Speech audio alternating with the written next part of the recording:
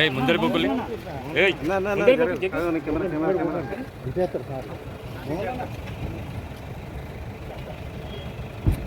ఏయ్ మోనకృష్ణ కొంచెం జరగండి.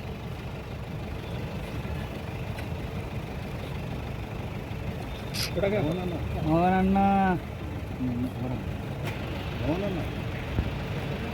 అరే నువ్వు కింద కూర్చొని ఏం లేదు పైకి ఫోటోగ్రాఫర్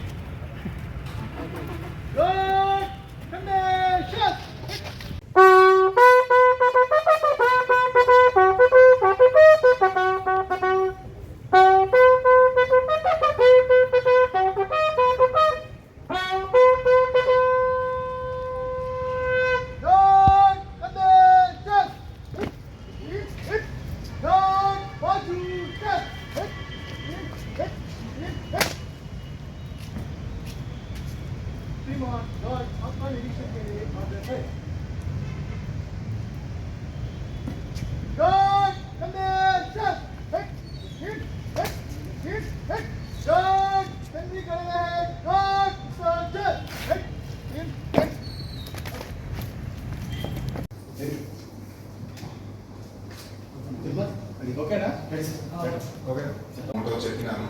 ఇప్పుడు ఒకటి మోటో చెప్పి మిగతా మోటోలో ఇగ్నోర్ చేస్తామని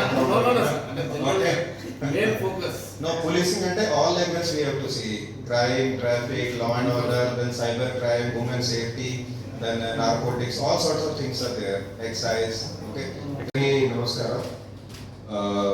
ఇవాళ వరంగల్ పోలీస్ కమిషనర్గా ఛార్జ్ తీసుకోవడం జరిగింది. సో బేసికలీ ఇక్కడ వరంగల్ కమిషనరేట్లో పనిచేస్తూ మన గవర్నమెంట్ ద్వారా ఇచ్చిన ఆదేశాలు, గవర్నమెంట్ నిర్దేశాలు, అట్లాగే మన సీనియర్ ఆఫీసర్స్ ఇచ్చిన ఆదేశాలు, నిర్దేశాల మేరకు అంతా ఇక్కడ పోలీసింగ్ నడుపుతాం. సో బేసికల్గా ఇక్కడ వరంగల్ పోలీస్ అనేది ముఖ్య మోటో ఏముంటుంది, టోటల్గా లా అండ్ ఆర్డర్, టోటల్గా శాంతి భద్రత వ్యవస్థ అంతా కూడా 100% కంట్రోల్లో ఉండి పబ్లిక్కి 100%గా నమ్మకం కలిగేటట్టు దట్ పోలీస్ ఎప్పుడైనా 24/7 మీకోసమే పని చేస్తూ ఉంటారని, మీకోసం అవైలబుల్ ఉంటారని నమ్మకం పబ్లిక్లో ఇంకా కూడా స్ట్రాంగ్ చేసుకోవడానికి ఇక్కడ అది కృషి చేస్తాం. దీంట్లో ముఖ్యంగా మనము ఇక్కడ క్రైమ్ కంట్రోల్లో ప్రివెన్షన్, డిటెక్షన్, దాంతో పాటుగా లా అండ్ ఆర్డర్ మెయింటెనెన్స్, అట్లాగే ట్రాఫిక్ కంట్రోల్, ఇవన్నీ రెగ్యులర్గా మన పోలీసింగ్ ప్రాక్టీసెస్ ఉన్నాయి, అవి చేస్తాము.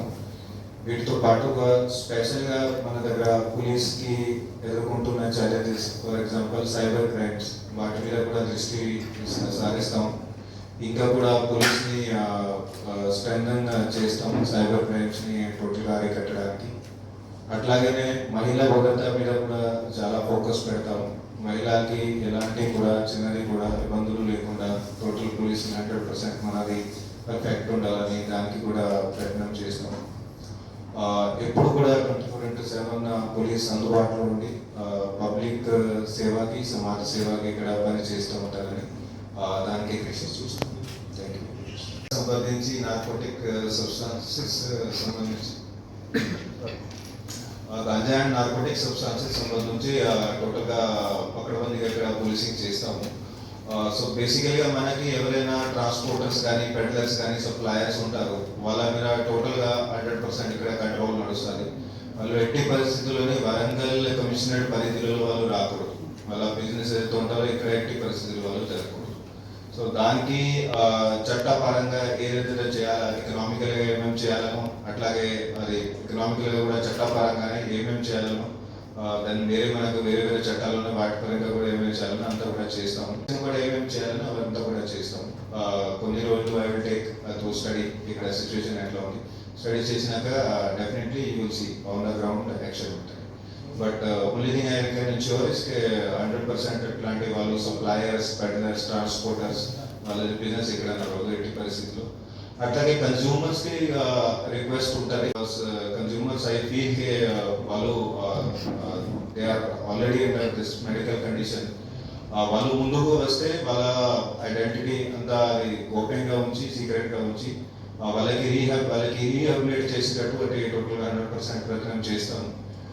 అట్లాగే వాళ్ళు కూడా మనకి ఏమైనా ఇన్ఫర్మేషన్ వాళ్ళకి ఎవరైతే ఇస్తున్నారో వాళ్ళకి ఎవరైతే అమ్ముతున్నారో వాళ్ళ గురించి ఇన్ఫర్మేషన్ ఇస్తే సో ఇది total narcotics control, ganja control, పోలీస్కి వాళ్ళకి కూడా కాంట్రిబ్యూషన్ ఉంటుంది, సమాజ్ సేవకి వాళ్ళకి కూడా కాంట్రిబ్యూషన్ ఉంటుంది.